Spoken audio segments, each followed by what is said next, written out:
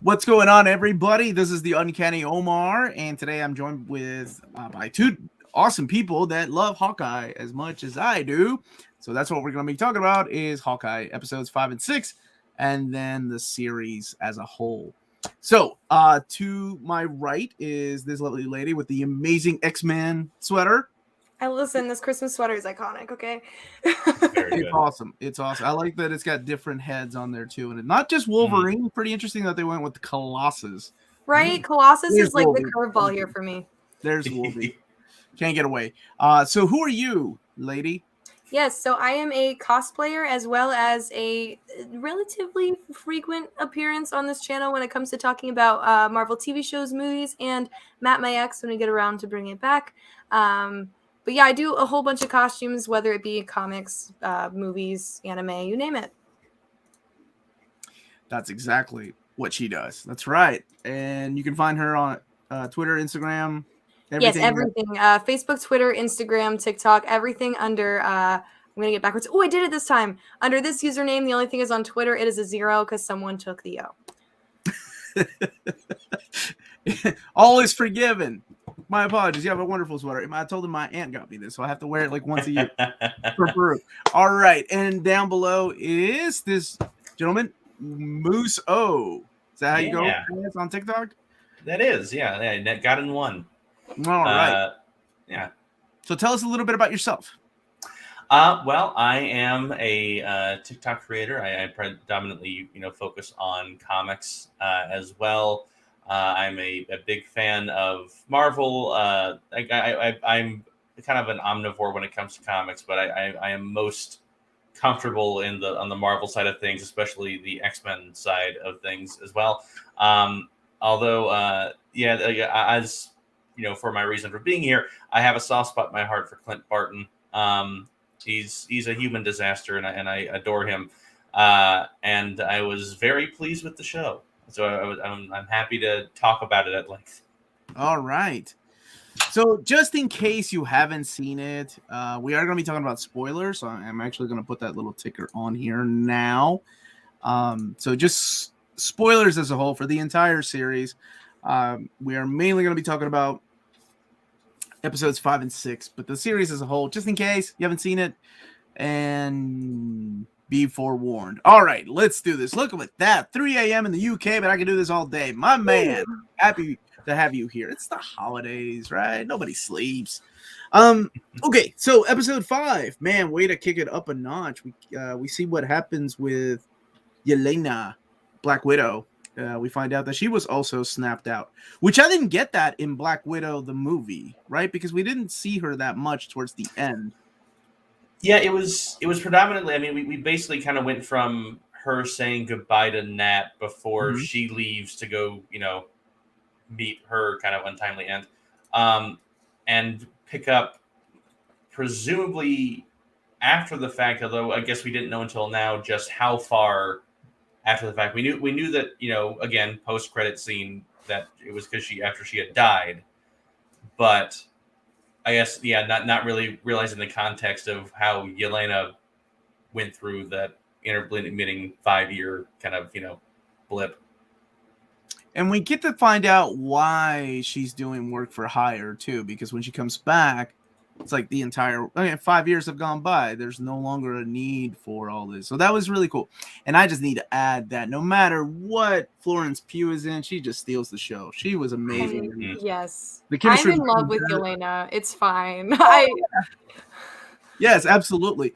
And the chemistry between her and Kate Bishop. I love the fact that she just so outstanding. Nice. Just the full name every time. It makes me laugh every time. Man, she was phenomenal, and she just made the series, which was already good to begin with, as of like episode 4 was my favorite, but episode 5 with her just stealing the spotlight was phenomenal. But the important thing about episode 5, of course, is the whole revelation about what is her name, Eleanor, the mom, Bishop. Eleanor Bishop, who she is.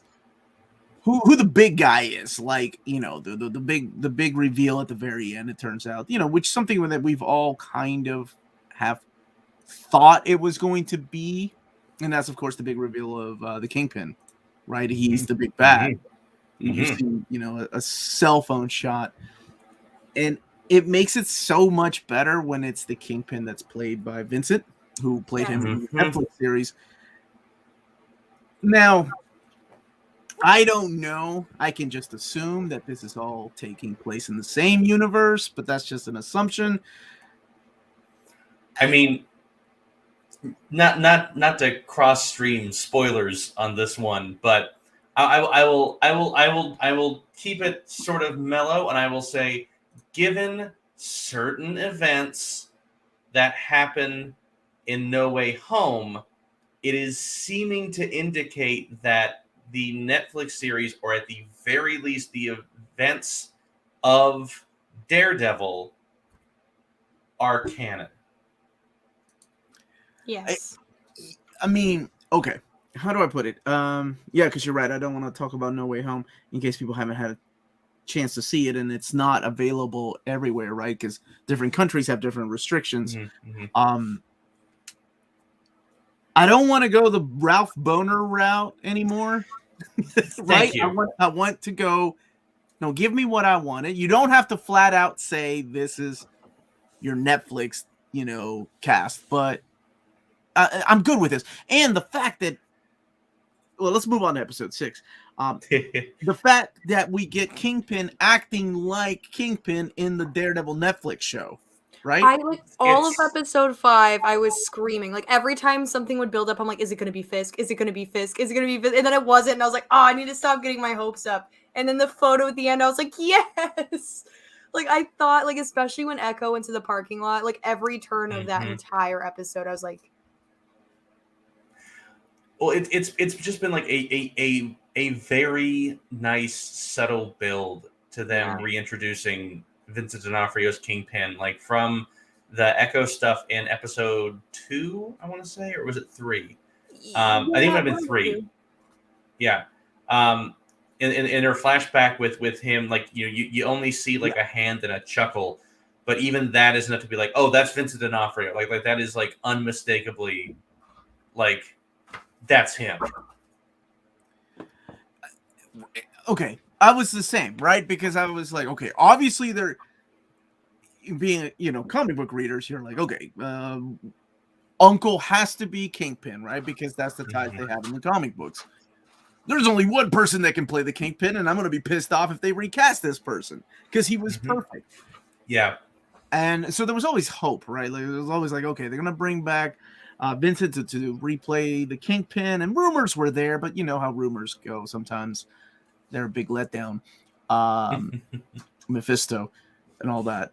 But with this, it worked just wonderful. And then the fact that they had him, oh man, let me see if I can find the picture, dressed in this comic book outfit from like, what was it? Made me so happy. Like to see him even when he walked in with him with the cane. Yes. Like I was like, yeah, I was like, it's one of those things where it's like, I am grateful as a Marvel fan that at this point they've just kind of like eschewed a lot of the like, okay, so how do we like, make it realistic? How do we adapt this character? How do we bring in Crossbones but make him look like a real dude?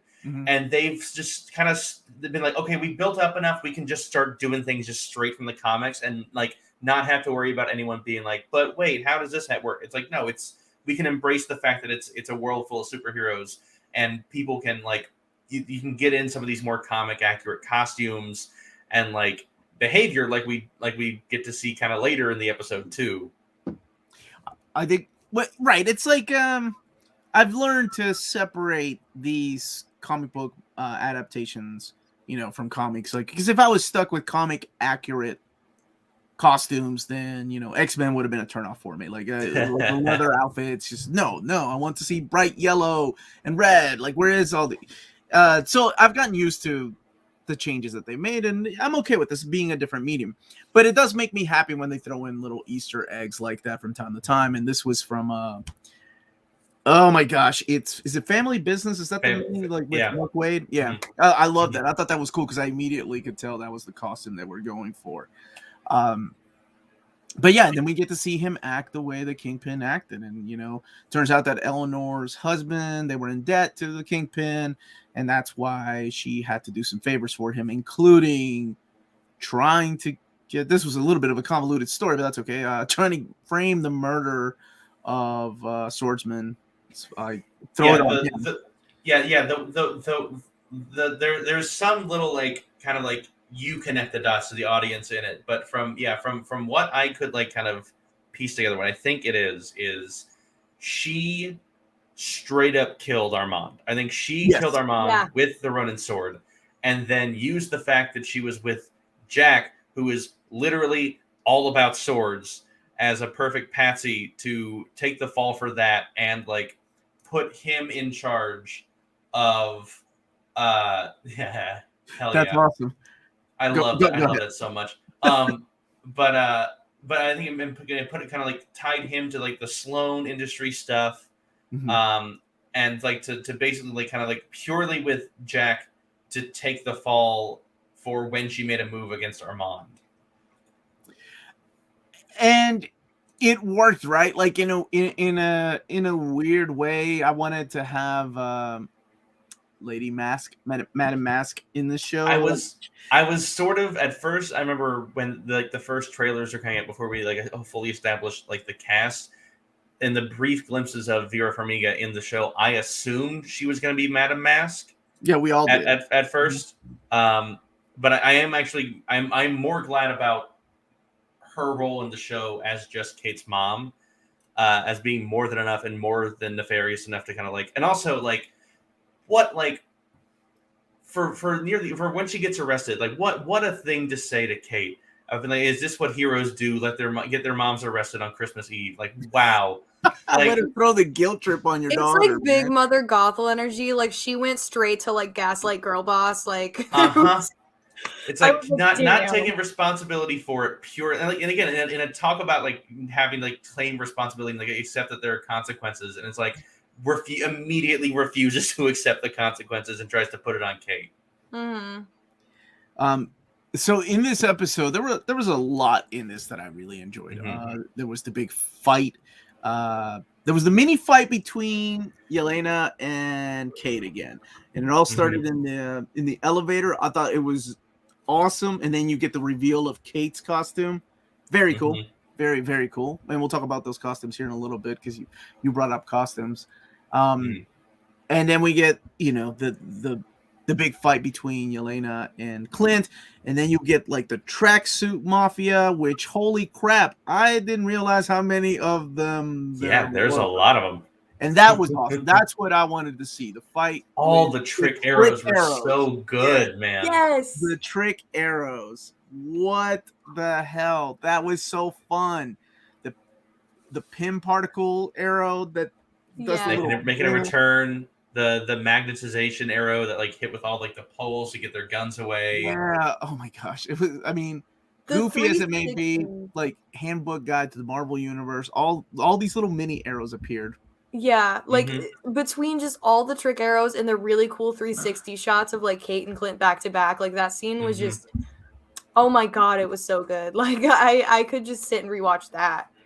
Yeah, and then I mean the fight between Kate and Kingpin though was like so intense, and like again, she shot an arrow at him, and he just broke it off with his cane, and it was like, and that's the thing is like for me like the one thing I will say that like I really appreciate him really upping the game of like really upping the game of Vincent D'Onofrio's Kingpin as like pushing him more towards kind of the character of the comic is like.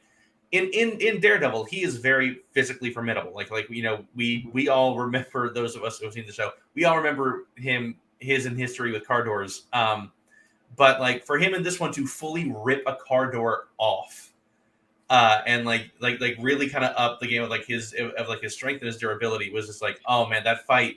And again, I also love the fact that it's like he didn't fight Kate the way that he like fought Daredevil, where he was like really in it as like a physical fight that he was afraid of losing. He didn't care about Kate. He was just trying to get to Eleanor. So that's why like, it was just a lot of like him throwing her to the side. Yeah. And like like is it like snapping the arrows and everything. It's just like this is not, I don't need to fight you. I'm here to I got business. Yeah, and several times he was just like, "You're annoying me." Not like, "I'm here to fight you." He was just like, "Stop." But like, I have things to do. And That's it a really really, good I point think about his him. fight being with Kate and not Clint really showed his scale too. Because I was like, like, he doesn't seem like as big as I remember him being in the Daredevil show. He's like very imposing in Daredevil. And then that fight with Kate, I was like, oh, never mind. Like, whoa. Yeah, it was like when in the meeting with Vera Farmiga where he's like almost like a foot and a half taller than her. Which also then contrasts when Maya comes to tell him that she's leaving town for a couple days, and she like comes up to like his chin. So I'm also like, oh yeah, Maya is very tall. Yeah. Also, just all the Maya we got. I wasn't sure how much we would get, but like we got so much in episode 6. That sad fight with her and Katsu was also like. I thought that was going to be resolved in her own show. I know, and but what I love about starting over in her new show or on her show, I guess. Yeah, and like that's why like I'm really interested, because going into this finale, I was like, okay, so obviously, like after the events of episode 5, where Clint like took out her dudes and was just like, you need to walk away, like don't let this like cycle of revenge like eat you up the way that it happened. By the way, Kingpin wanted your dad dead, so just so we're like clear, bye. And I thought, okay, so her show is going to be her like going up against the Kingpin and trying to like take down his organization, and then to just have this one ended with her basically shooting him in the head, and us being left to presume that Kingpin is just off the table. Yep, there it is. Yeah. Okay, there's no way. No, there's no way. It was Marvel doesn't kill people without showing you the body. Exactly. So, that was Fox that killed Cyclops. My bad. I am still very much in the camp of waiting for an Ultron reappearance, purely because we didn't actually actively see him like die on screen. This cutaway was very intentional. Like to cut like a block and a half away and just hear the gunshot is like, okay, yeah, like there's he got shot, but he's not dead. Well, earlier we saw him getting hit by arrows, and he was just like blowing them off. He was still he had a limp. He took like 7 trick arrows at the same time, and he had a limp. Blown up like backwards. That was yeah. I like what you said earlier when both of you were talking about the difference in this and the Daredevil show. It seems like we show Kingpin being comic book strong, if that makes sense. Like as opposed to like Hollywood type of unrealistically strong. This is like the dude just ripped a door, which most people will find physically impossible to do. But in this, you're right. Like I didn't even really notice that until I immediately clocked in on it, because I was like, oh, that Carter was gone, and it was like, oh, and it's him. And it's like, oh yeah, like they're making him comic book strong in this one. Like, okay, like I can appreciate that. Yeah, and you're right. Both of you were right about like his scale, because he did look smaller. Like he's lost some weight, maybe, I don't know. When he first showed up, and I was like, oh man, I really wish he was bigger. But no, the dude is huge. Like towards the end when he's fighting Kate. So that was one. Gotta be like 6 foot over 5. Like whoa. Yeah. So that was one of the big Hawkeye fights. And then the next fight is the one that I really was looking forward to. And that's the Black Widow, Yelena, and Clint Barton fight. Which, okay, before we talk about the fights, though, can we talk about this comic accurate? The costumes are so good. Costumes? Like, that is Secret Avengers Hawkeye. Yes, it's so good. So good. I was so happy with them finally getting Clint a costume. I cannot tell you how excited I was when some of the images started coming out of them in their like costumes. And I was like, like finally my boys might like he's like he literally is like the last Avenger to be given like a costume from the comics.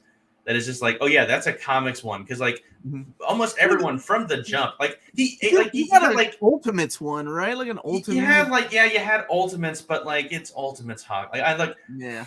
nothing too harsh against the Ultimate Comics. They were a necessary bridge between, the late 90s and early 2000s. But That's a nice way of putting it. Yeah, there's a reason why like Miles is the only thing we really talk about that kind of that made it out. Like him and the Maker, like the two kind of like and characters the that. Well, okay. Well, that's yeah. we don't talk about Wolverine's kids. Yeah. Yikes. Total eye bath. But yeah, like the costumes are just so good, and like the thing that I loved most about like there's a lot for me to love about the series as a Hawkeye fan. I was both very excited and very trepidatious, because I'm like, I felt I have at times, and like in the history of the MCU, have felt an obligation as a Hawkeye fan to enjoy Hawkeye showing up, even if I didn't agree with or enjoy all of what Hawkeye was doing when he showed up. And like you were saying earlier, Omar, about like accepting the difference of the comic character versus this character, and like some are like a little tighter in line, some of them are a little further spread out, and for a while, comic Clint and movie Clint were you could drive a bus kind of between the two. Like they both had a bow and arrow, they're both named Clint, and that was kind of basically like where the similarities ended. And he hasn't really been given a chance to be a character like the same way. Like, like the most they can think to do with him was give him a family, which for years did nothing. And it was just like a cheap reason for him to become Ronin when Endgame like rolled around. And like this movie, this series, in 6 episodes, in roughly 6 hours, I have been made to care about Clint Barton's family plot. I actually care about all of them. Care more about Laura Barton. I already very much enjoyed her as a character, but knowing now that she's like ex-Shield and that she might be Mockingbird. I was going to talk about that here in a little bit. But like more than anything, I'm just really kind of happy to see at the end of this series, Clint embracing the fact that for better and worse, he is a hero, and like he is an Avenger. And like the part of the Yelena fight that I was not fully anticipating, because I was like, oh, Yelena's going to track him down, and she's going to have a change of heart, because he's going to basically throw himself, like throw his bow away. Like, he's like, do it. I've been kicking myself about this ever since. Like the guilt about this is eating me up. Just like, do it. If you have to do it, do it. But to see him be like finally accepting the fact of like, there's nothing I could have done. Like, you know, Natasha, like, you know how hard she fights. I gave it literally everything I got, and she was just better than me. That was that was a really good scene. And I also enjoyed the scene with him and Kate talking about when he's like, why the bow and arrow? What's practically, telling him her origin story, and again connecting both of these characters in a way that reminded me of episode 4. And that's what I want. Like, that's what I wanted. Like, episode 4, I think is still my favorite, even though this one had a lot of Yelena in it. But man, that scene and the scene with just the beautiful imagery of Christmas time and, forgiveness and all that, because she is trying.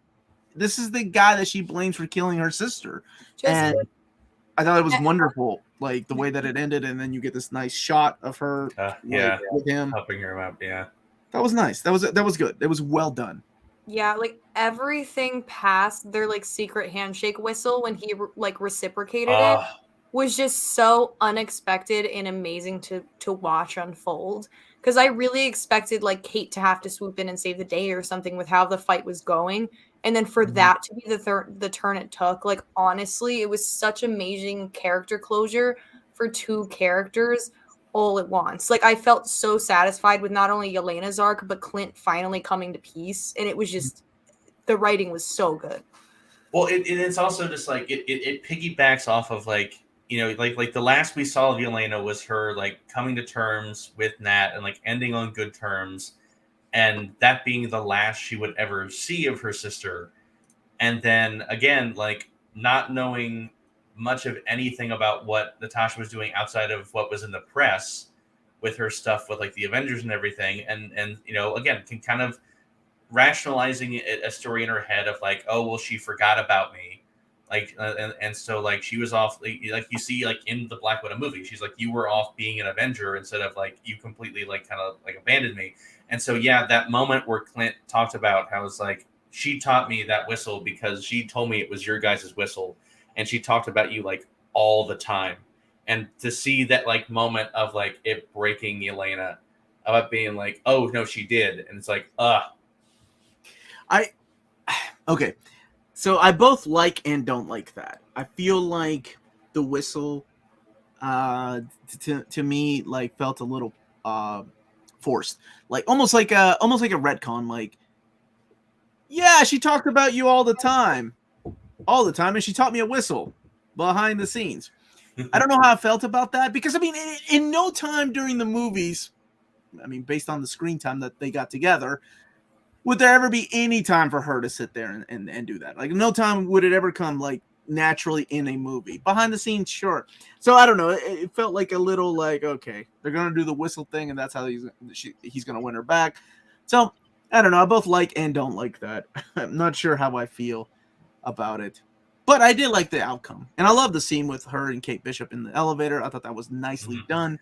yeah, the fight scene between the two of them, that is just like the pan across like the offices, was a really cool shot. And I also just love the two of them fighting, and then just like getting to the window and just being like, that was a cool move you did. Like you did a cool move. And then like the equivalent of Martha. Okay, it wasn't that. No. Yeah. You're not the only one that made that connection. There it is. Let me see. Narratively, it's awkward because exactly that's the way that I feel. Like it's like one that they're trying to put in there, and I get why they're doing it. Just I don't know. It didn't flow well with me. That's just small little nitpick.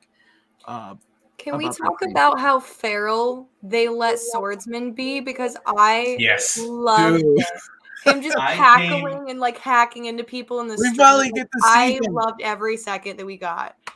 No more good guy. Is this guy good? Is he bad? Who is this guy supposed to be? Right? No more questions. It was probably one of my favorite beats of the episode. Was just Jack going from like, oh, is he conspiring with Eleanor, and like, is he? Oh, like he's he beat Kate in a sword fight. Like, oh, he's very clearly like hiding something in the fairies. Like, no, he's just like an eccentric witch dude who likes swords and like probably did genuinely like care for Eleanor and Kate, and was just like kind of like caught up, at least in part, like wasn't fully anticipating to like have to take the die, but like did because it would have been good for his family. And then it's just like, yeah, no, I'll help you out. Why not? I have my sword. I may as well help you out. Dude, he's like, I got a little. When he was talking to the LARPers, again, it's one of those scenes that almost felt out of place, but I kind of like that. Like in this show, it made sense. And he's like, I got a little blood on my shirt. Like he's like, what's a LARPer? Oh, that was nice. I like that. I want more of him. I hope we get more. I demand a Marvel one shot of him joining the LARPers and just like decimate, just like being untouchable. I very much want to see him out there in the fields with everyone else. That also, and at the moment with the LARPers coming out too was a really was the thing I think I loved about it was kind of the twofold thing of them like suiting up, but then just still being in like, all right, everyone out, like not like we're gonna like start fighting. It's like we're gonna keep directing, but we just want to be like superhero-ish in this movie. And then Missy just picking up the bat and hitting the one tracksuit with it and being instantly horrified about how quickly he went down. I like that about it. And the thing, going back to Jack, like it's one of those things you never know with a Marvel TV show or movie where they're gonna go with specific characters. Sometimes they throw Easter eggs at people that are like, oh, it's Jack, it's swordsman, yay, that's good enough, right? And then other times like this, you actually get to see them in action, and that's really nice. Which goes back to the big ending of here when it's revealed, about Hawkeye's wife, who he was married to, the whole idea with the watch. Not really. I mean, they didn't really clear. It's almost like a MacGuffin, right? Like the watch became like a MacGuffin until the very end when she turns it around. She's like, "Oh, thank you so much," and it turns out that it was Agent 19, and she was a member of S.H.I.E.L.D. at one time, which goes back to the theory that she could be Mockingbird, which immediately throws the S.H.I.E.L.D. TV show out the window again. Yeah, it's kind of weird, but at this point, it's just the S.H.I.E.L.D. TV show is just so dead. confusing. I think at this point, like they keep just digging away from it. Yeah, it's weird because I feel like it sort of exists in this like liminal space of not fully 100% being canon anymore, but obviously not officially not canon. So it's kind of in this limbo where like Marvel can now going forward like pick and choose characters or plot points from the show if they want to incorporate them but don't have to. Like I would love to see like Daisy Johnson return for like the Secret Invasion series, but again, like if we're gonna go ahead and say that Laura Barton was Mockingbird, then either Agents of S.H.I.E.L.D. is 100% non-canonical, or they have to like backtrack it being like, well, Mockingbird is kind of like a designation, it's like a call sign, like it's not Bond? Like it's the James Bond of S.H.I.E.L.D. is like every there's a Hawkeye. It's kind of like it's kind of like how and then like there is like precedent with that Black Widow. Like Yelena is also a Black Widow. Like there are the Black Widow is a designation that they toss out in the end of episode 5 and into episode 6. It's like they sent a Black Widow assassin, and it's like so like everyone who comes out of the Red Room is a Black Widow. I mean, if they're gonna, it is. Holy crap, this is going to get as confusing as comic books. Because if you think about it, right, like if you were a fan of the TV show, or I'm sorry, the movies, and you went to watch a TV show and you're like, oh, cool, this all fits into the Marvel universe. Awesome. And then you're like, wait, now I'm confused. So it's because Coulson never showed back up in the movies. Never in the movie. He was only in the TV show. Yeah. And Kevin Feige stated that S.H.I.E.L.D. was not canon. But he said the same thing about Netflix shows. Yeah. And then like if you're gonna pick and choose, it's interesting. Sorry. Oh, this is a good question because I didn't watch this S.H.I.E.L.D. Was Bobby ever referred to as Mockingbird in Agents of S.H.I.E.L.D.? I want to. That's a good question. I can't. I only remember that Bobby was only on to like a handful of episodes. Mm-hmm. So it's interesting. I didn't make it that far. I don't recall. Yeah. I don't like season 1, and that was it. Yeah. I feel like they could easily suspend Agents of S.H.I.E.L.D. in a semi-canon by just saying like it's a separate universe, and its like point of splitting is like bringing Coulson back. Yeah, here we go. Literally just be like that's where it. Yeah, we're the night again. It's the nice thing of like we're getting into the multiverse. And so you can literally just be like, oh, yeah, that was Earth, 11971. Like that was like, one Earth to the left of the prime MCU Earth. So there's a lot of stuff that was like similar, but like not quite. It is interesting to see how like, okay, comic book people, we are, I don't want to toot our own horn, but we're pretty sophisticated. We understand the multiverse and the rules, the bullshit rules that come with the multiverse. We change them all the time. But I always wonder how average moviegoers react to this. Like somebody's mom or dad, I don't know when I say mom, dad, or whatever. Somebody's family member does like, oh, I love Marvel movies. They're great. Going to see, again, not spoiling anything, but oh my god, what happens? Doctor Strange 2 is, what is it? Mayhem. Yeah, it's called the Multiverse of Madness. Yeah, right. Okay, so like somebody watching that, are they sitting there going, "Huh? Why are there two super Doctor Strange?" Well, that's why I think how that works. I think it's interesting that, I mean, Marvel is definitely kind of both painted themselves into a corner. 30 episodes. Wow. Okay. Holy crap. Yeah, I dropped off, I think, before half of those at least. Yeah. But I think it's, the Marvel's kind of made themselves harder, and hopefully not Iron Fist.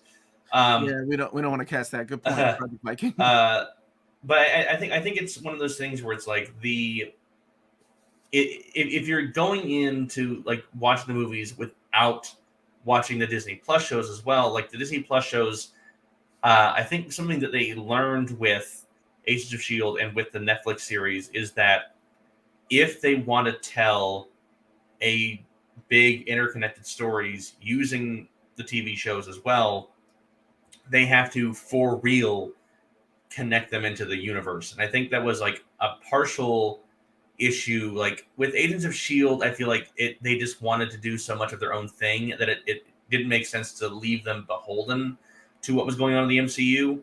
Mhm. And with the Netflix series, I feel like that was like equal parts what the shows wanted to be and the stories that they wanted to tell, and also possibly sort of like the Netflix Disney rights issue with it, on part of that. I am interested because Well, I think of like how much comic book people complained about Christ. I didn't mean to cut you off. I'm sorry. no, you're fine. Because I do want to go back to your point. So you go ahead and then we'll talk. Yeah, about no. Well, I think just like we're like the casual moviegoer who isn't, watching everything that Marvel puts out.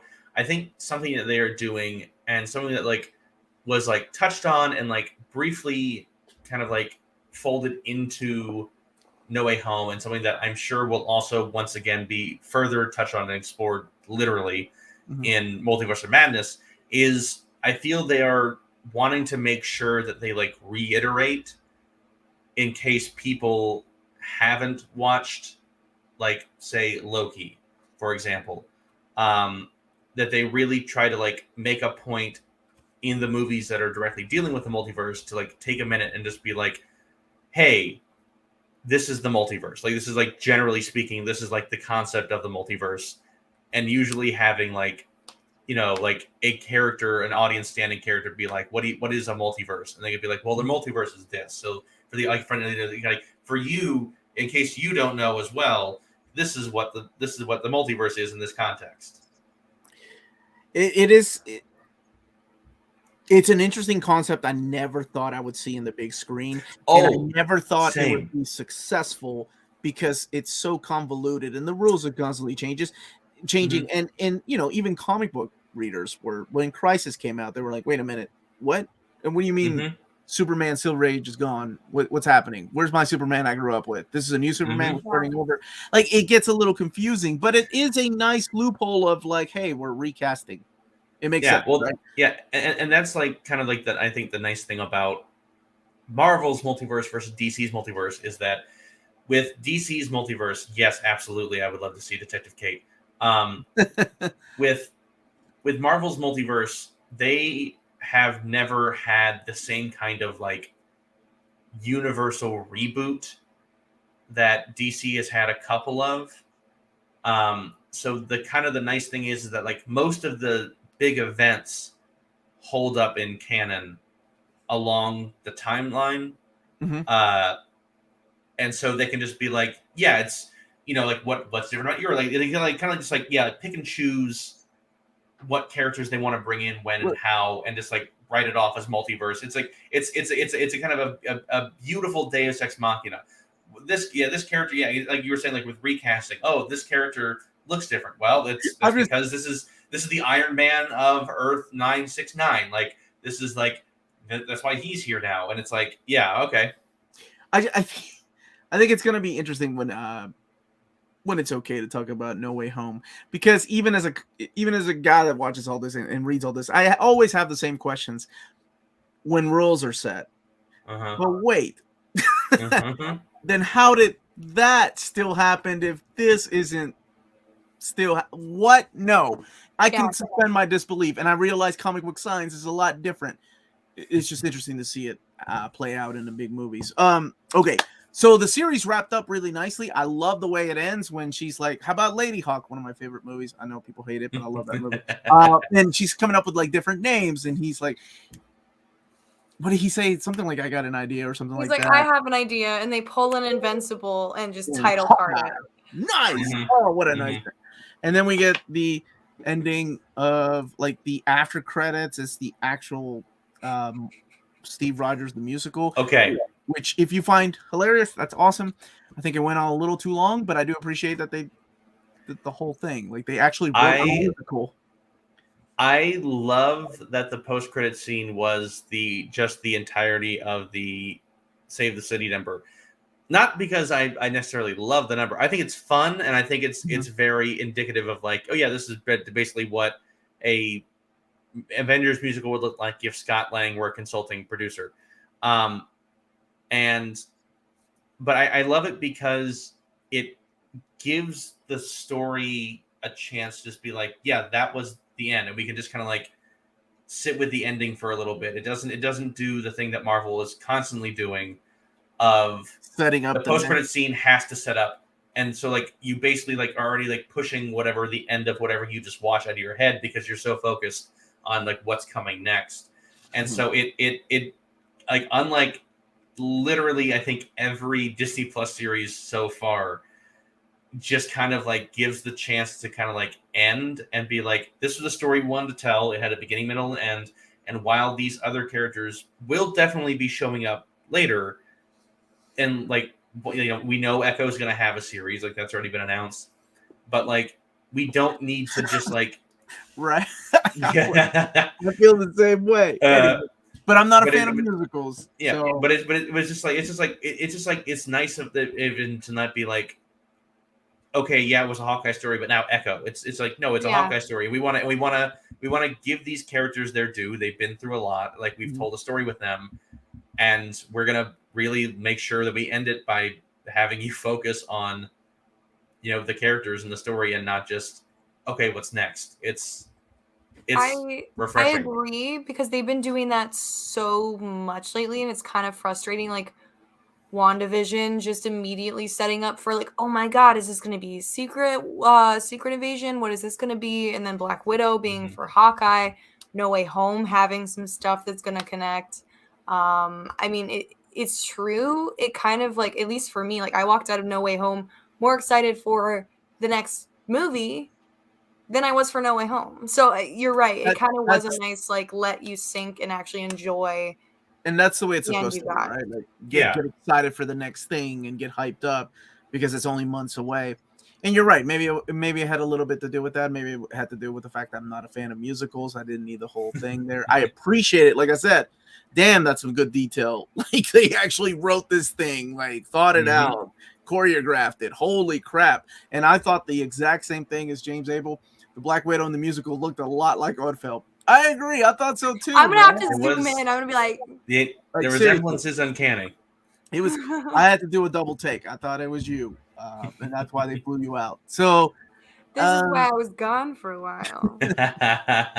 It's crazy because when we reviewed episodes 3 and 4, we were like, okay, there's no way they're gonna be able to wrap all this story up in 2 more episodes. No way. If you told me this is how it was going to go after watching episodes 1 and 2, I would have been like, no. Because after watching 1 and 2, I'm like, there's no way they're fitting this in 6 episodes.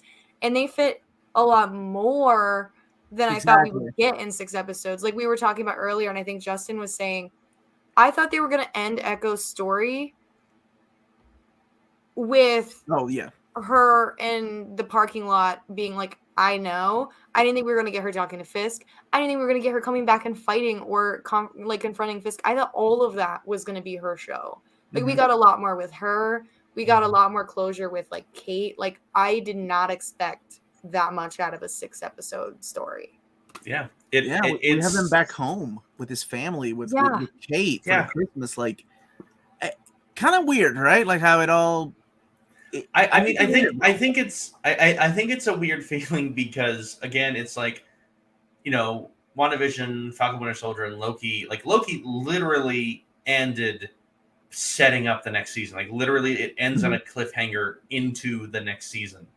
And Hawkeye just kind of had the confidence of being like, this is the story we're telling, and it has an end point, and like that's what it is. Like we don't like.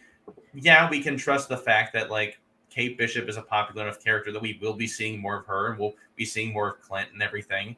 But we don't have to like we don't have to tell you that because like it's almost like a trust bit of like we all know how this works now. Like we're not the MCU isn't going anywhere. We're making more shows and more movies. We have all these characters, and we don't need to constantly remind you, hey, keep an eye out because these characters will be showing up at this next point. Sometimes it can just be like, yeah, and there it is. That's the thing. And I kind of hope we see more of that going forward in like the movies as well. I know that it's going to be harder for them because that's the bread and butter of the MCU is these movies and setting up, what is happening next. Mm-hmm. But I would not be mad if we moved into a phase of the MCU where they just kind of started telling almost more like self-contained stuff, like stuff that didn't have to tie into whatever the next end game is going to be, tie into whatever the next like big event is. Like I think we're kind of approaching a point, especially and like they kind of have the opportunity with where Endgame has left things. I feel I can almost feel like the united front of the MCU is kind of split into like three very distinct quadrants now of like there's like the multiverse stuff, the space stuff, and then like the like street level stuff. Mm-hmm. And I feel like they're solidifying a slight divide between them all to allow these stories to happen interconnectedly within those sections, but not having to constantly connect all of it all the time. Yeah, and I think one of the big things for me and my concerns with Marvel moving forward, not with me liking it or with fans liking it, but for its longevity, is I feel like everything after Infinity War and Endgame is getting less and less approachable for people who have not been following Marvel. Mm-hmm. I think like if you would just start picking up a lot of these movies that have been coming out and stuff, you might be really confused because they're depending heavily on things that have happened in the past. The shows are tying into a lot of other things. It's very much becoming to understand this, you had to have seen this, this, this, and this. To understand this one, you have to see this, this, this, and this. And I'm worried that Marvel's going to get to a point where only Marvel fans are able to see it, and it'll be harder for new fans to come in. So I hope we get more shows like this, because, I mean, I feel like really the only things you needed to see, honestly, was Avengers 1 to understand Hawkeye. You could just understand that Nat died at some given time. Maybe you would want to watch Endgame to see Ronan, but for the most part, like, Avengers 1 was the big one that revolved the story, but I feel like it was a very accessible show, just like Shang-Chi was very accessible, where other ones have been leaning so heavily on past stuff that I'm kind of worried longevity-wise that we're getting almost to like an expert mode in the movies where people need to know all these facts. I don't know. I kind of like that. I kind of like the idea of watching one continuing story since Iron Man, right? And even before Iron Man, if they're touching upon other little pocket universes. But, I mean, that's the same way that the comics are. The comics rely heavily on the past, but then you have story arcs that are new reader friendly, right? And they lure you to read more stories about these characters that you really enjoy. And because I think about like how many times the Spider-Man movies have been rebooted, and at least a couple of them have been somebody's first Spider-Man movie, and it's still enjoyable. So much so that Tom Holland didn't even get an origin story. Like we never got an origin story with Tom Holland's Spider-Man. We don't really need it because we got those past movies. It's the same reason why like we never, if I can go the rest of my life and however many more Batmen are going to be there before I die, if I can not ever have to see the crime alley scene again in a Batman movie, it'll be too soon. Because like I feel like it's become that sort of like cultural zeitgeist, like with Spider-Man's origin, like Batman's origin. It's like you don't have to have read comics or even really have seen all the movies to be able to, like, if you could approach someone on the street, and I would say at least 6 out of 10 could give you a pretty easy broad strokes of like what's Batman's origin, and they could probably tell you, oh yeah, his parents were killed like in an alley. They might toss in like the pearl necklace for like, because that's an image that is always constantly there. But it's one of those things. It's like part of the cultural zeitgeist. It's just like it's a reference, it's a touch point that like most people, even if you're not in deep with Batman comics, can probably tell you what happened to his parents. And that's sort of the interesting point, like you said, like we're finding going forward is that it's Marvel choosing to expand its roster in order to make the new characters kind of more audience accessible, and to kind of give more like audience surrogates. I'm very interested in what is going to happen with the Miss Marvel series, because I love the character of Kamala Khan, but and she is very much, like Marvel has a history of taking younger characters and making them the like audience stand-in for whatever they happen to be in. It's like with Kitty Pryde in the 80s when she's introduced in Uncanny X-Men. And so I'm very interested in like seeing like what is a new character at this state in the MCU. Like, how familiar are they with the events of the last decade? Like, how much is like known and not known? Like, it's kind of an interesting seeing that get hinted at too throughout the TV series of like seeing what the broader world knows and doesn't know. People generally know about Thanos because it was a huge traumatic incident, and so people are aware. Theories too. Yeah. I love that. And that's what's great is, of course, there are still conspiracy theories. Like, there's still people who are looking for like what the truth is and like what actually happened. There's some people who believe that Thanos like that thing. There are people who even like denying that Thanos ever happened, which is really interesting to see. But it's like it's a thing too of like we see in this episode, we know that it is hinted that by Clint at the end of episode 5, when he's talking to Echo after he fights her, that Kingpin tipped him off at the very least that Maya's dad was going to be at the meeting. And so whether it was directly like Kingpin telling Ronan that, or Kingpin having somebody that works for him tell Ronan about that to help kind of clear the board for him. But Kingpin didn't know that Ronan was Clint, because he very like specifically like points out like Ronan is back in the streets. We got an Avenger sniffing around our stuff. Like, again, like the people who like knew that Ronan was Clint was very, very small. Mm-hmm.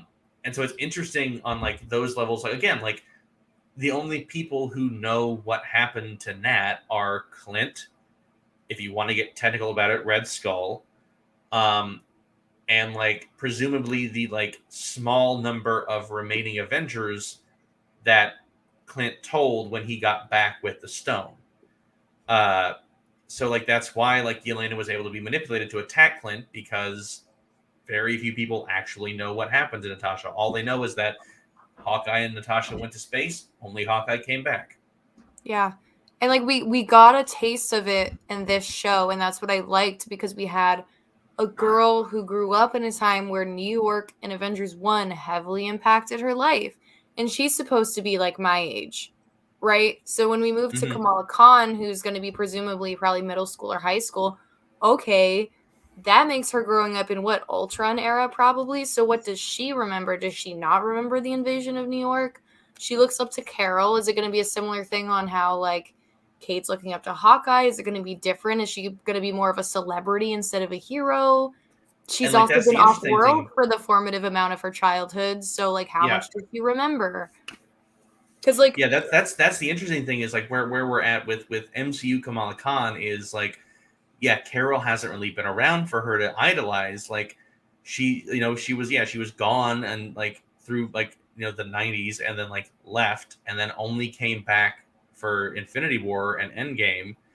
And so, like, I think it will be probably like a similar kind of imprinting thing that Kate did to Hawkeye in the Battle of New York, where she saw footage of Carol, in that final fight somehow. Like she saw, or it could even be that, because technically speaking, we know that Carol was still in space for most of Endgame. She was out patrolling in space, so she wasn't even, so it'll be really interesting to see why MCU Kamala Khan chooses to idolize Carol Danvers Yeah. of the various heroes. If we learn anything, we know they can retcon whatever they want. Well, they will. Yeah. I'm sure we'll get a 5 years she could have been running around, a couple of years here on Earth. You guys really brought up a really good point about idolizing these superheroes and becoming a super. That's really cool. I'm excited to see where. And that's the other thing too is after Hawkeye or is it Moon Knight? I think technically speaking, it's Miss Marvel because cool. Multiverse of Madness is the next movie, and I believe Miss Marvel. I think it's Miss Marvel, Moon Knight, and She-Hulk. Yes, and I think She-Hulk is still filming, but Moon Knight is done, and I believe Miss Marvel's also done, but they haven't said dates yet. But I would assume Miss Marvel is first. Yeah, I think Miss Marvel is summer of 2022. And I was thinking about this. What Kale said when you all were talking, like it's like, there are kids like my wife's a teacher, and there are kids that were born after 9/11. That, I mean, obviously now, it was oh my goodness. 20 plus years ago. So it's like growing up in that era of pre 9/11 and then post 9/11. And it's hard to think about what the next generation sees, right? Like we grew up watching all these things. But before we go any further, let's rate the show. Yeah. Like, what did you all think as the show as a whole? And anybody that watched it, please put it in the comment section or right now. Out of 10, what would you give the show? I'll let my guests go first. I'll go first. You go first. I honestly think I would give this a 9. The pacing was great. It felt self-encapsulated. I like a mini story that doesn't feel like it needs to continue. I like that it had a beginning and end. Obviously, Kate's story is going to continue, but I felt like we had a satisfying beginning to end story arc, and I just it's probably up. I'm always going to like WandaVision the most because I like Scarlet Witch and Vision, but I think it might be up there with my favorites of all of the Disney Plus stuff they put out. Okay, 9 out of 10. What about you, Justin? I gotta agree. I would also give it a 9 out of 10. For the reasons that Ødfel stated, but also it managed like I would think it is not too harsh a thing to say that it took a lot of people's least favorite Avenger and gave Clint a reason to be there, and like it's been interesting because I feel like some of the characters have gotten the benefit of getting an origin movie and then moving forward. And Clint, I feel, is almost like Benjamin Buttoned his way, where he was introduced basically fully formed. Like, here's his concept. He's a government agent, and he has a history of Black Widow.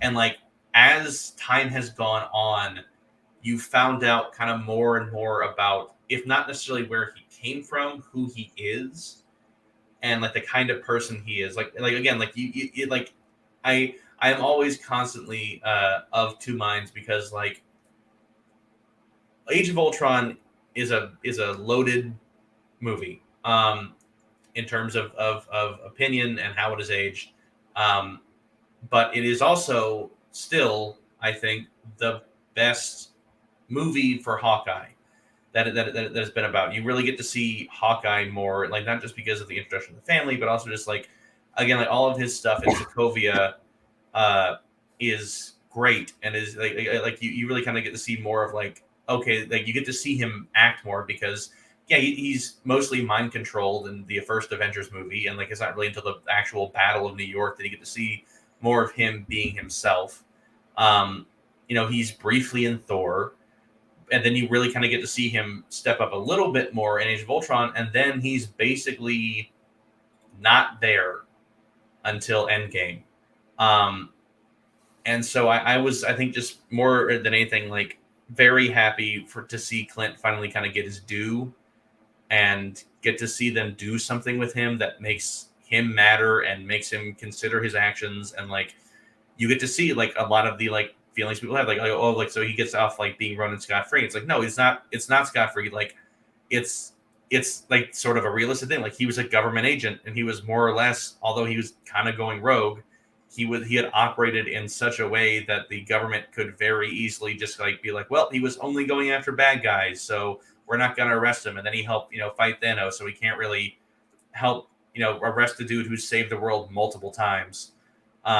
about this, and so it's on him and the guilt that he feels and having to work through and accept the fact that there are going to be people out there. It's like even before he meets Kate in the first episode, when he's having dinner with his kids and they comp the meal and they're like, oh no, Avengers don't, like, you're an Avenger, you're not going to pay here.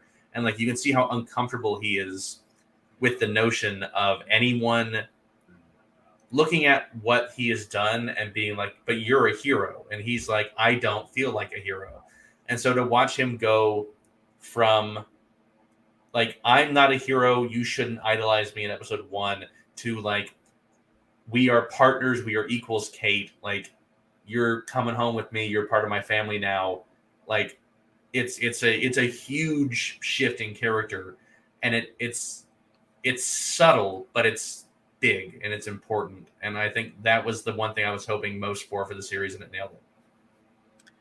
Oh man, I'm finally broke down really its glad you logo. enjoyed it. I'm really glad both of you enjoyed it. I think for me, basing the whole series is,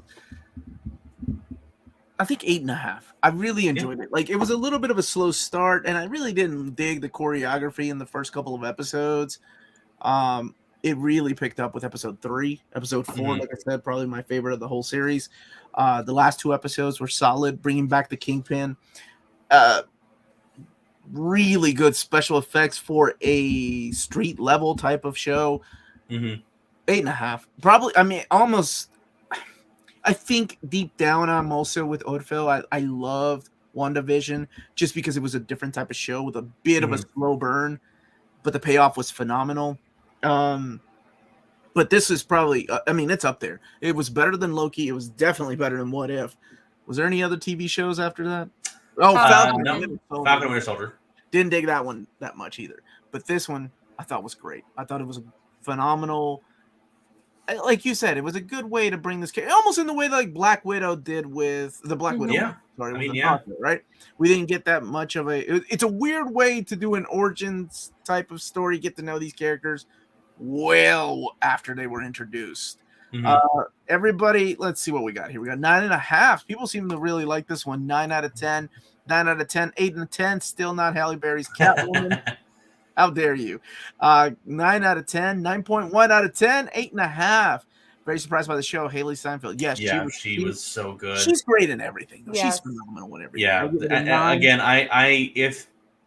if Marvel at some point doesn't do a movie or a series with her and Florence Pugh, they're throwing away money, because like I would watch 3 seasons easily of just Kate and Yelena just going around visiting like tourist locations in New York. Like, I would just like like the two of them are just so good and play off each other so well that it's just great.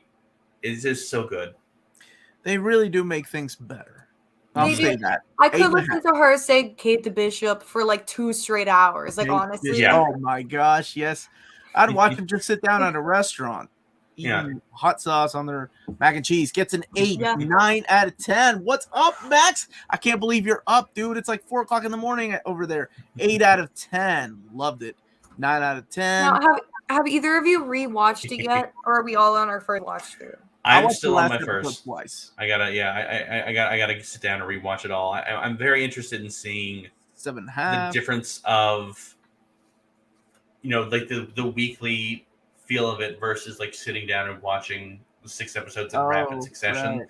Because I'm interested in seeing how that flow kind of like goes with that, how it feels at that. Because I feel like of the Disney Plus, at least the live action ones too, of the Disney Plus series so far, I feel like it worked the best on like a week to week. Like WandaVision, obviously, because it was a television show.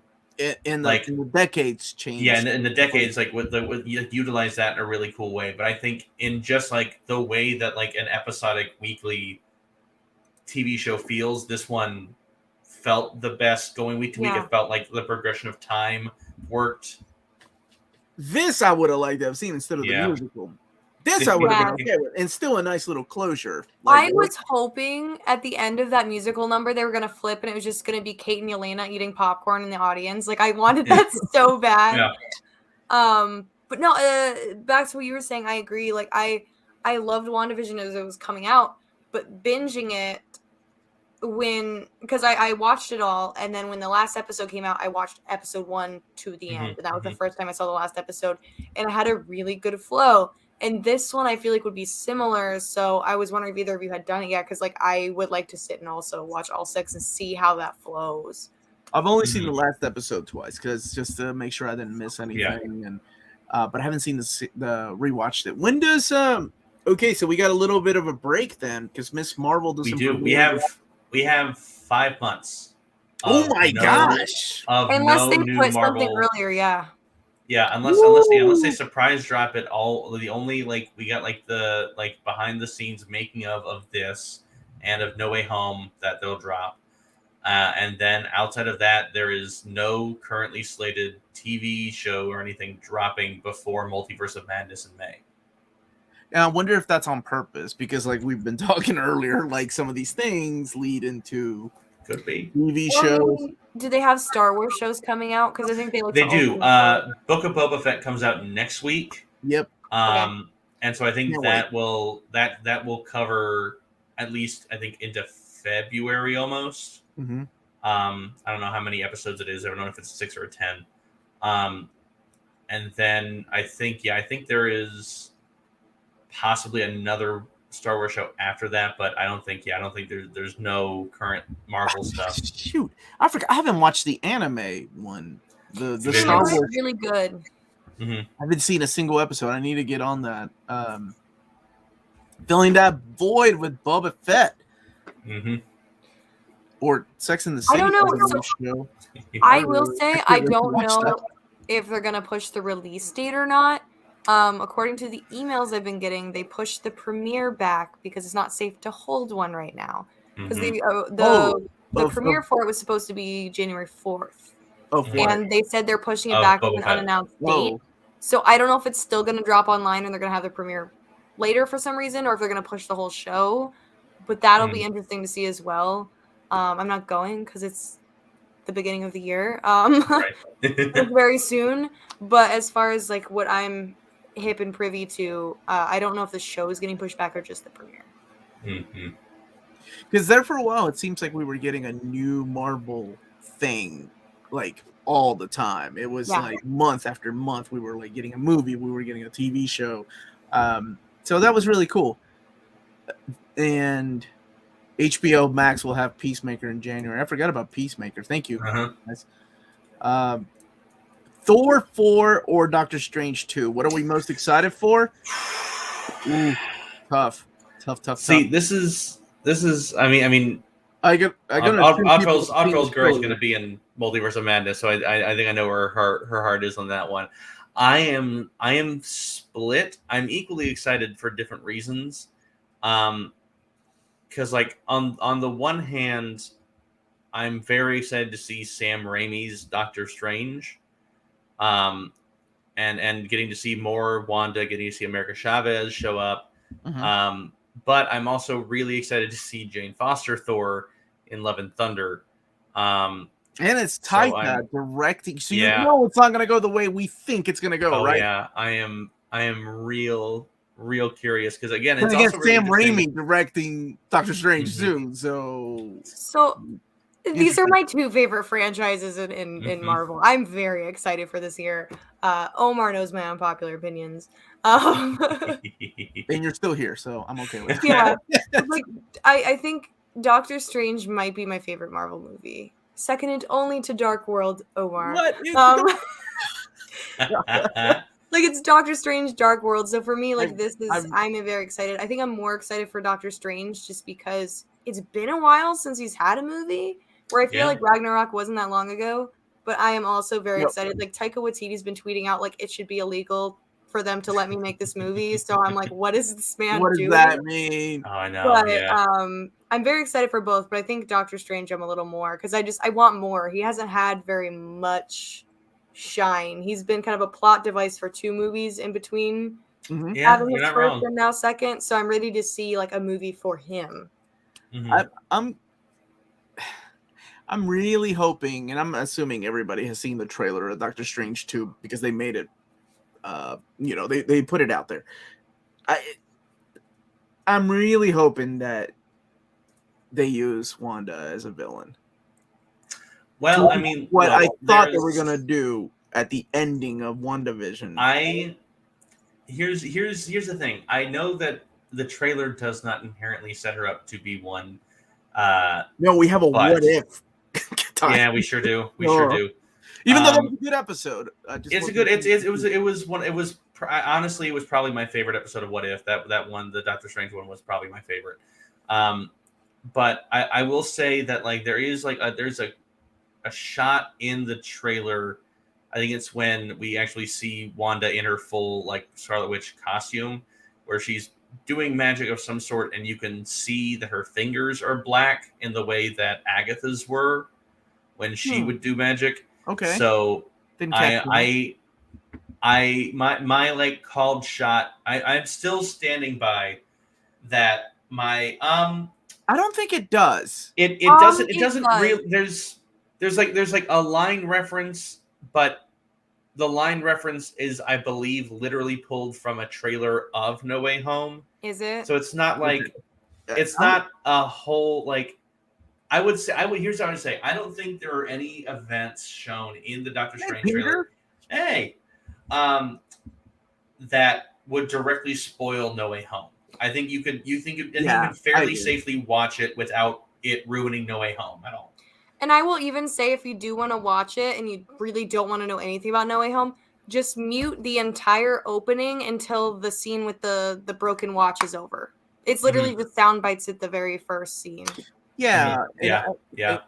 I don't know what it could have spoiled, but to play it's lines from the movie, but I can't remember enough to say it doesn't spoil. Right. It was I'm excited for that one because of Sam Raimi as well. But there's just so much in Thor 4 seems like what I thought Spider-Man 3 No Way Home was going to be like. Too much of a movie. There's no way they're going to cram all of this and make it work. Yet they did.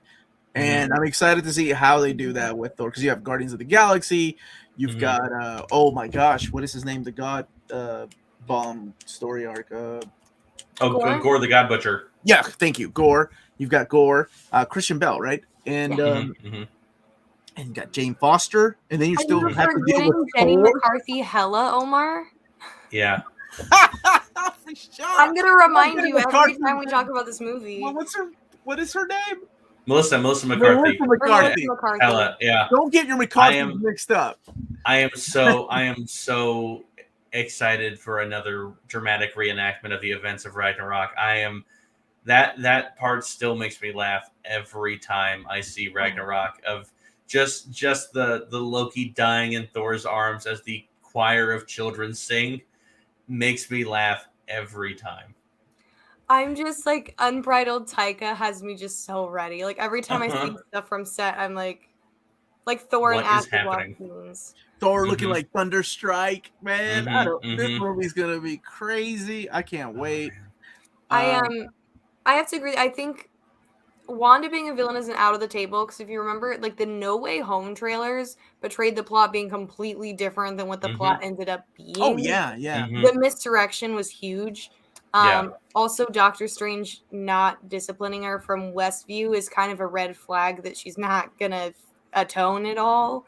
So I very much think that we could be seeing either a Wanda villain, the Darkhold being the villain, or like a Chthon villain coming out of this, because it seems like there's no responsibility being held to Wanda.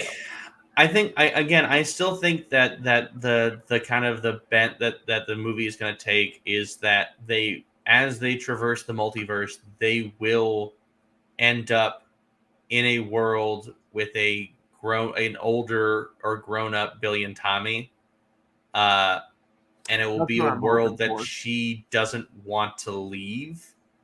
And I think that will sort of be a bit of a chase element, whether she goes like full villain to try to like fight Doctor Strange to keep them, or whether it's something along those lines. But I would not be surprised if they end up in a world with her kids, and possibly even with an intact Vision again. Yeah, I'm really, really excited for this because I think this is going to be one of the first of many unhinged Marvel movies. Like Spider-Man got pretty unhinged, but I think this one's going to just be like full fully on. comic book because I mean, I'm not going to talk about one No Way Home, but I will say it's probably the closest to feeling like an actual ripped from the page comic book, Oh, not yeah. necessarily in like what was shown, but in how it was shown, it felt like a comic book event. I mean, it was and I mean, we know Raimi can direct like these type of Yeah. movies. Like, I mean, with not just with Spider-Man, but also with Darkman, right? Like, so he had been doing it for a long time. It's gonna be interesting what he does with this particular plot, though. Yeah. So okay, we're getting Doctor Strange, Thor 4. Wasn't there another movie? Black Panther 2 is the other one coming out next year. I think We it's know nothing about woof, that. yeah. We know some. We do know some. And I'm very excited for it. What do we know? They have allegedly cast Namor. That was a rumor. He is, I believe, South American. I could be Yeah, wrong. the guy that was South American. Which I believe that's been at least it has been confirmed that he has been cast in the movie, and the high speculation is that he's Namor. Okay. Yes, because so they have cast him in the movie unnamed, and then they put out a casting call for Atlanteans looking specifically for Mayan actors. Which has me excited that we might get a like Mayan presenting Atlantis because that just sounds amazing. Yeah, that does sound rad. But because of those South two American things, representation, what's up? Okay. Yeah, I'm very excited because I'm like, we're gonna get this society that's like high tech and Mayan at the same time, and we almost never get to see that type of representation. I'm very psyched, but I think between the nuggets of like them casting for like Atlanteans and this mystery man who kind of lines up with the same demographic, they're like Namor. But that's like all the information about it that we have. Like we know nothing else about Black Panther 2. And we don't know how they're gonna handle T'Challa, which is kind of like been the thing, right? Like, are they gonna recast, or are they gonna acknowledge the fact that he passed and Black Panther? I feel like Widow, and it's just a title. I think from kind of what I've gathered from stuff making the rounds was that he did film some scenes for the movie before he passed, I believe. And so I think the plan is to kind of Carrie Fisher in Rise of Skywalker. So like to add, obviously include the stuff that they shot because they want to honor the work that he did. And I feel like they're gonna have to. I feel like they will acknowledge the loss at like in one way or the other. I don't know that we will necessarily be recasting T'Challa at all. And I don't think certainly anytime soon, also because like Chadwick Boseman and Ryan Coogler were very close. Like they worked on a lot of stuff. They were very close friends. So I don't think he would want to take that away from Chadwick yet. I feel like that would be like a last ditch. I think we weren't. When the news hit, I remember doing a show and people were asking, and I always thought I think it's too soon to start talking about that. Yeah, you have to give it time. I mean, unfortunately, this is a series. This is in a series very depending on your lead character of T'Challa.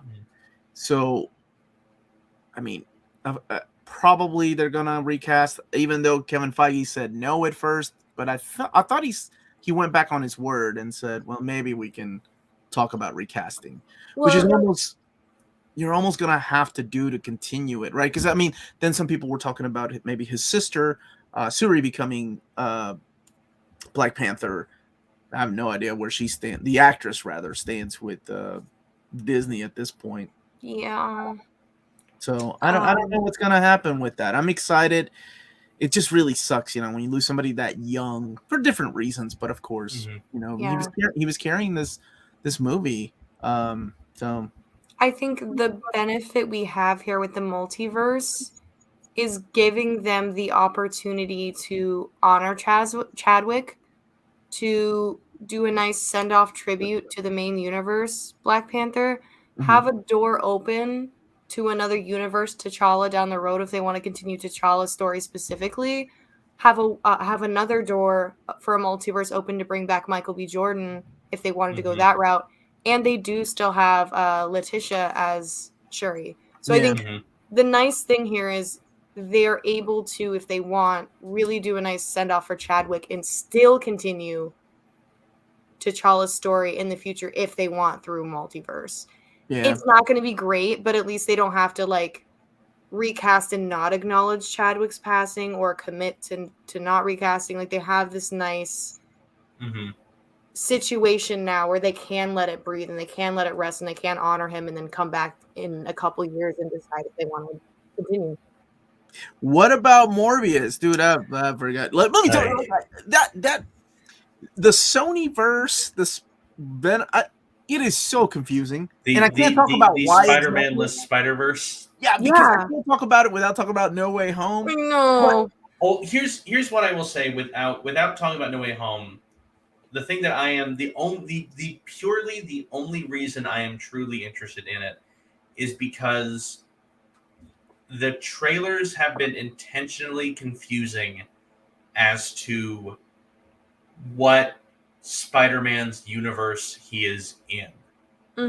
Because they've included things like headlines of the characters reading the Daily Bugle from the Sam Raimi Spider-Man.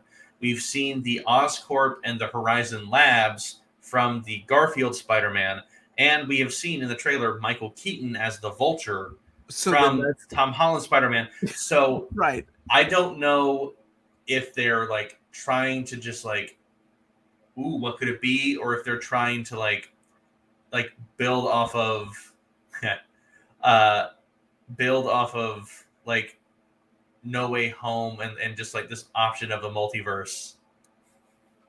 Like it's really the only thing I'm very interested in kind of see like where it fits in. I would agree with you, Justin, except I don't have any faith that Sony knows what they're doing. Well, like, I really think it's like, okay, how about we put this together and see what happens and see what sticks. And it's kind of like a last minute decision. Wait, when exactly does this take place? Like nobody, right hand does not know what the left hand is doing because they probably don't know what rights they have. Like, wait, we're not supposed to acknowledge this because it's part of the MCU. Holy crap. We kind of messed up because you're right. Like Vulture shows up in Morbius and it is the Tom Holland Iron Man movie, right? Like, so it's part of the MCU. So what does that mean? Like, wait, it's all weird to begin with, anyway, because of copyrights. It's so strange on what's going to be same universe, and like it's one of those things. If you look at the No Way Home premiere, is where I started getting really confused as to where Morbius was going to sit as well, because the premiere was organized by Sony, but it had the actor who played Kingo in Eternals there. It had Simu Liu there. It had Jared Leto there for Morbius, Tom Holland, and a couple of the villains that are in the trailer. But for those who didn't see the trailer, I'm not going to spoil what villains are in the movie. But had those actors as well, and like Zendaya. So those are mostly MCU actors, except him. And you could write it off as, well, it's a Sony event. Okay, well, why was like more of the Sony actors not there than like, I can't think of his name. The guy who plays Venom wasn't there. Stuff like that. So like, why is Morbius at this event with primarily MCU actors? Is this going to be their first MCU movie? Yeah, so that to me is another piece in the puzzle as to being confused where this is going to sit. Yeah, it is. I don't know. Maybe I left it. We didn't talk about it because I'm not that excited for Morbius, and I honestly forgot about it. And I like Jared Leto. I think he's a great actor, despite of what people think about his Joker. I also didn't like it, but he is a really good actor. It's just that Morbius isn't one of my favorites, and I don't. Well, he's just like I feel almost that like the Morbius movie is almost a holdover from like the proposed Sonyverse post Amazing Spider-Man 2.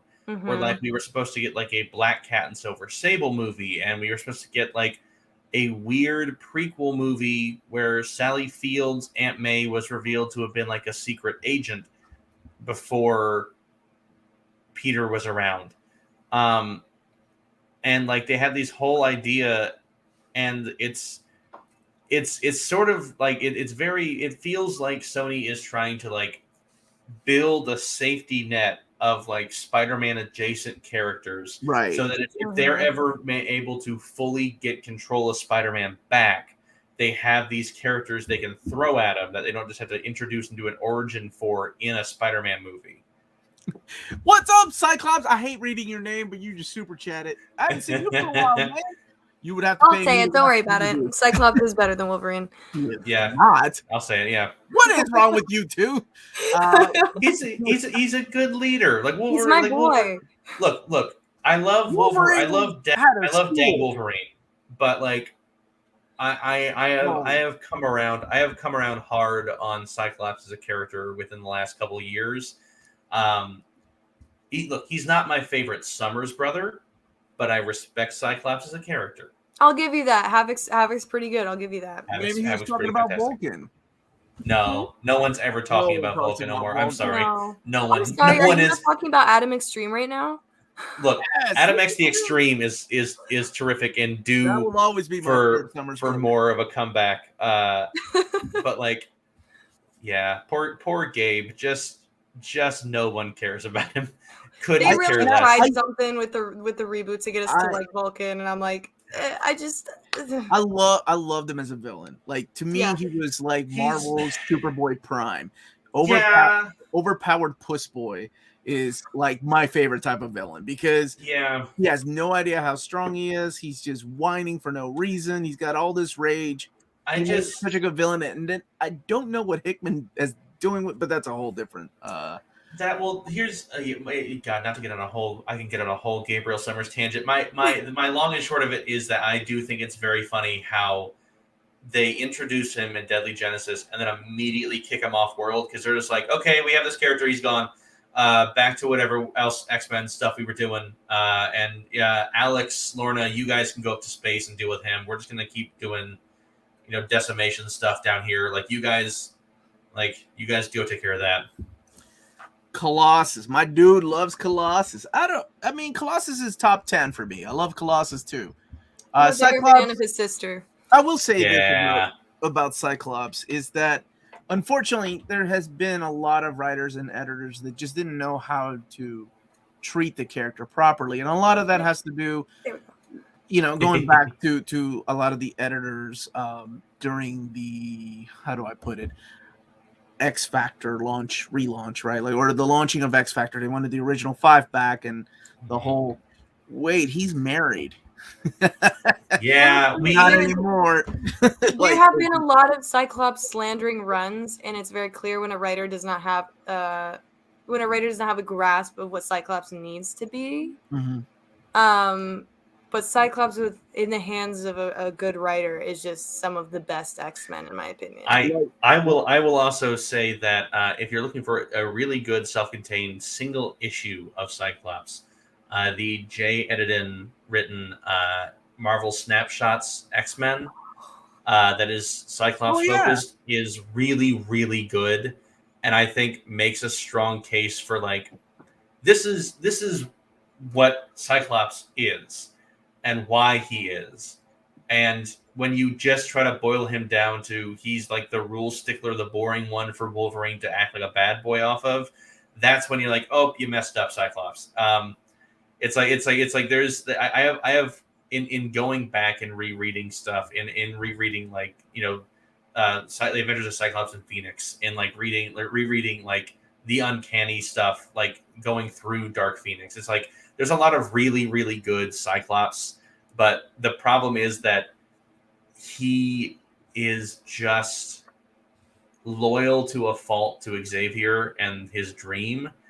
And that puts him at odds, I think, with a lot of the other X-Men. I think one of my favorite issues was, what was it? 175. 175 is the fight with Mastermind and Dark Phoenix. That just shows like his leadership capabilities. Yeah. Man, Astonishing X-Men by Joss Whedon. Like, yes. Freaking phenomenal scenes with he got Cyclops. My favorite Cyclops issue of all time, I think, is, and I'm trying to find the number of it right now because I'm not sure. It's in Dark Reign. Yeah. And it's the black box issue. And it has like some name, like something romance or something, but it's a Cyclops centric issue. Deals a lot with Emma Frost as well. But even if you don't read the rest of Dark Reign, if you can find the issue, oh man, I can't find the name of it. But it deals with his psychic black box, like the secrets he keeps, and it like really dives into the burdens of his leadership in an interesting way. And like that issue from Dark Reign is just chef kiss. I love it so much. I think a lot of it has to do with the writers and the editors and the understanding on. Is it Yost? I think that might have been a Yost book. I can't remember who wrote that issue. Was it Infraction that did the Dark Reign? Yeah, I think it might have been Fraction if it was Dark Reign. Yeah. I was a Cyclops fan back with the classic original 5. I went cold in Wolverine when Marvel overexposed him, making him the focal point, making him an Avenger. Yeah, there's a lot of that going on. I mean, that's what happens to like characters like Deadpool. Overexposure, kills it. Cyclops is the golden compass in God Loves Man Kills. What the Wolverine doing it? Dude, balls out. He was awesome in God Loves Man Kills.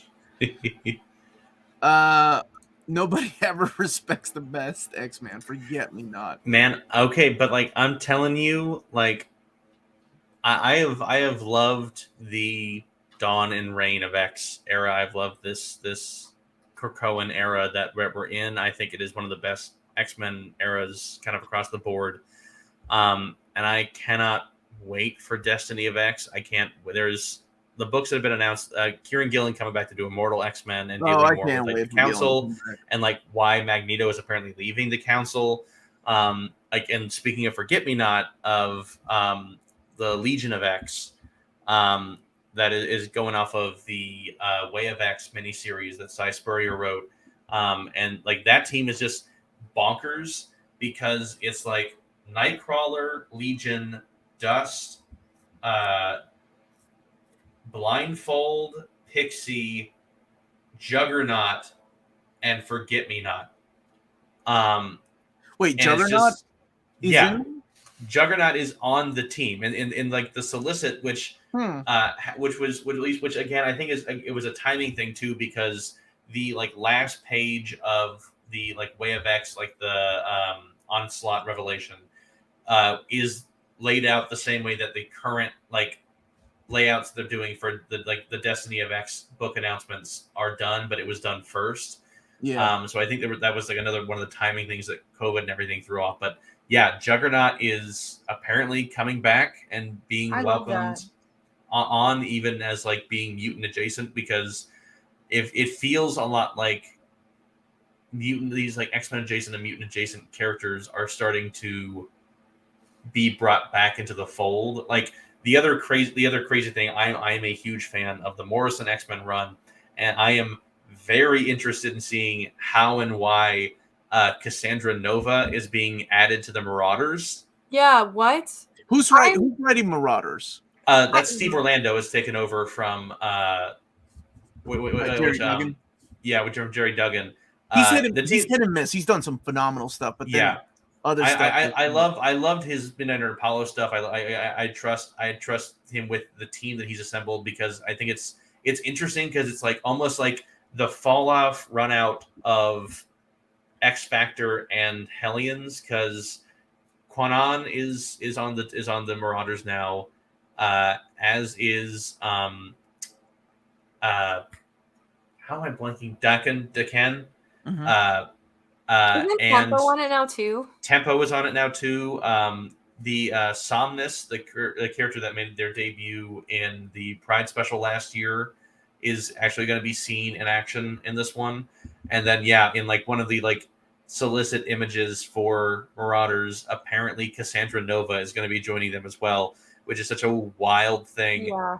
And has had people like as rekindled the debate of the Krakoan treatment of Scarlet Witch versus a character who very literally wiped out millions of mutants in a single go, being brought back on no problem, apparently. I have strong feelings against Cassandra Nova, so I Mhm. understand the discourse.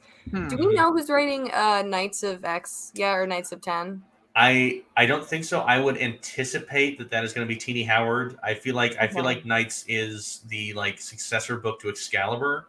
Yeah, Uh, I'm hoping she stays on it. I know she's picking up writing Catwoman. mhm. So I didn't Really? know if she'd be juggling 2 books or Well, not.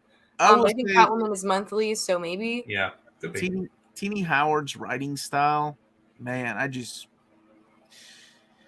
I've tried, and there's certain things that she does that I feel like it makes me feel stupid. Like, did I miss something, or is this just the way that she writes? And I've noticed that with Excalibur, and Excalibur finally grew on me. I wasn't a big fan, but I will say that it is really rare. Crazy to say this, that we've had the same team on that book for consecutive like 18 Yeah. plus Yeah. issues is crazy. Like, Mhm. eh, the Reign of X era is hit and miss. A lot of it, I'm gonna miss Hellions. That was, Hellion. It's interesting because like Dawn of X, like around like the start of it, I was really big into X Force, yeah. Marauders, Excalibur, and I loved X Factor. I think that was gone way too soon. Mhm. I would have loved to have seen more of that continue. But coming out of on this end of it, I am like way more actually active in keeping up with New Mutants and Hellions were like the 2 X books I kept going back to because they're just so good.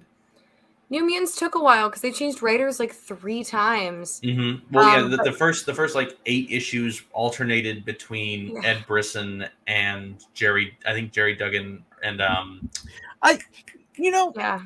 I kind of feel like that too, Max. Like, so like I dug Benjamin Percy's, like, the first few story arcs of X Force. I was on board. Wolverine, and I was like that with his Green Arrow as well. But for some reason, it just did not stick. Like, I am it went weird, and I didn't like the direction it was going. very interested because knowing that the like X lives X deaths of Wolverine is like the next big Mhm. like push point into the next era because like Inferno is very clearly the end of this first like whole era of the Krakoa years, and then I guess X Lives X Death is like the like new jumping in point for the next bit because like that's leading into all the Destiny books. We know the Sabretooth mini that's coming out. I'm really interested because, especially after the final issue of Trella Magneto hit Well, this I last haven't week. read that yet. So. I'm not going to spoil it. I'm not going to spoil it. I will say I know that there are people who have very much loved the series. I know there are people who have not cared for it at all. Mm-hmm. I think it ends very strong and again sets up a new precedent for Krakoa moving forward that I think is very interesting. I It is going to be interesting to see the Hickman-less era. yeah. I feel, but the thing is, I feel like he has done a really good job, and the X office has done a really good job of coordinating and like planning stuff out that each book is very singular and very of its own voice and story and what they're trying to tell, while also collaborating pretty easily within one another. Like the one that I will always point to is I am a huge fan. One of my favorite issues of this Excalibur run was the X of Swords, the Ten of Swords tie-in that Vadayala wrote. That was all about Storm. That was one of my favorite. That was one of my favorites of this run of Excalibur, and it's interesting, like seeing kind of how they've planned out a lot of this stuff together, and so that way they're able to like reference things easily in the book without having to like fully divert to like a scene from a different perspective. So like when you see a team show up, like I would say like again, like you see the X-Men show up at the end of Hellions, and like you kind of generally know the vibe of the X-Men versus the vibe of the Hellions without it having to be like a whole like 2-page, internal monologue off. No, I'm very intrigued to see where it's going. I'm with you. I miss X Factor all the time. I loved it so much. I'm nervous about the Excalibur verse going forward. I personally really clicked with Tini's writing. It read like a fantasy novel. It didn't read like a comic, so I get why people didn't like it. It also pulled weird, obscure threads from past Excalibur runs, as well as obscure threads from like 90s X-Men. So I get why people didn't like it. I clicked with it. I liked it.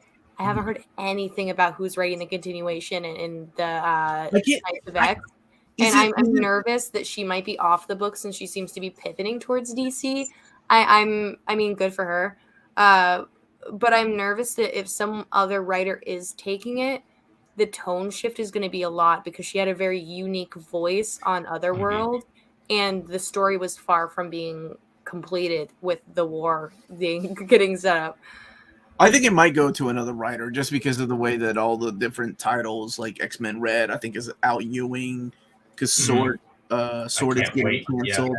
And I'm a big fan of Al Ewing. Sword ups and downs. I thought a lot of it was really good.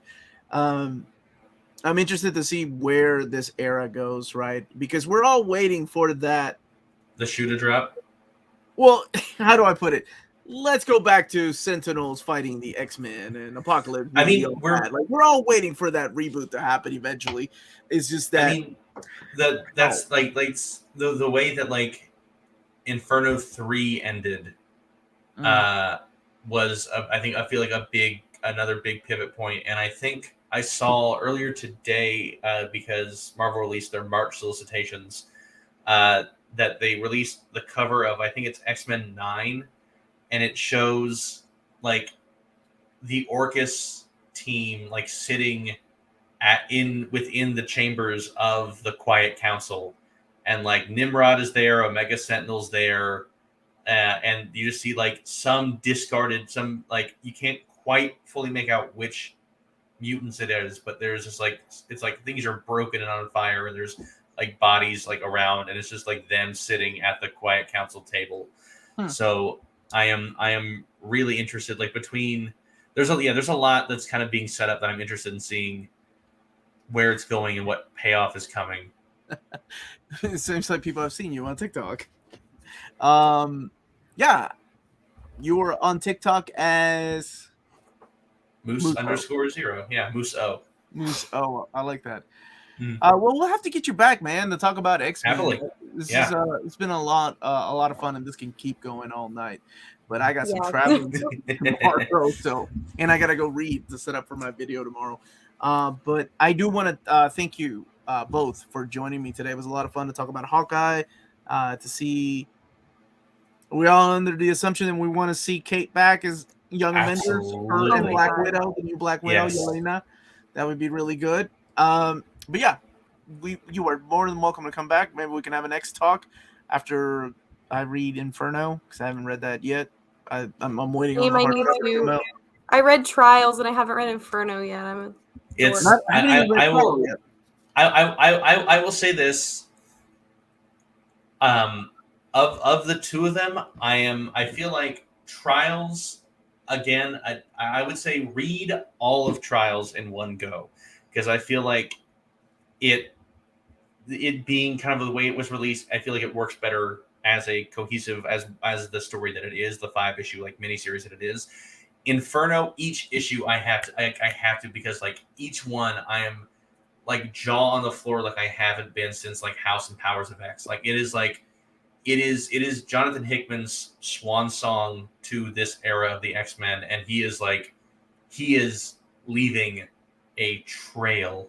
He is a fire. You can like the ooh boy, just like it's so good. All right, I can't wait to get there. So we will maybe talk about it after it wraps up, and I love talking about X-Men. I know so does Ødfel. So Yes, thank you both for joining me today. This was a lot of fun. Thank you to the chat Yeah. for being here. Don't forget to hit like on the way out, and for you all watching later, leave those comments down below. Ødfel, Merry Christmas. Where can people find you with that amazing X-Men sweater? Yes. Thank you again for having me. I am Ødfel. I'm on Facebook, Twitter, Instagram, TikTok, YouTube, all of the above under the same username, which is listed there. And it is a 0 on Twitter, but everywhere else it should be a normal O. So make sure to check it out on YouTube. I have toy and statue unboxings, and on TikTok and the rest, I have mostly cosplay content. But make sure to pop over and check it out. All right. And what about you, Moose O? Where can people find you and your thoughts about things comic book related or non-comic book related? Yeah, generally all the same places as well. Unfortunately, because I was not planning on getting to become a personality of any kind, it is all basically different handles. So to break down, on TikTok, which is where you'll find the bulk of my comics content and everything, there's sketches, recommendations, reviews, character deep dives. It is at moose_0, like it says right here. I am on Instagram as moose_0, but written out. So MOOSEUNDERSCORE and then 0. And then on Twitter, I am at moo_so. So MOO_SEW. It is all variations of kind of the same thing. But I'm all over the place. Twitter is just more comic ramblings, retweeting things of creators I enjoy and things like that. And Instagram is just pictures of whatever happens to be going on in my life. Okay. Definitely go check it out. It's good. Same with Ødfel. So thank you both for joining me. I will be back tomorrow for another video and a live stream on Saturday. We'll do a Christmas live stream with a little bit of a giveaway, giving away a couple of Omnis to some lucky people. So thank you both for joining us, and everyone have a good evening. Have a great holiday. I'll see you tomorrow.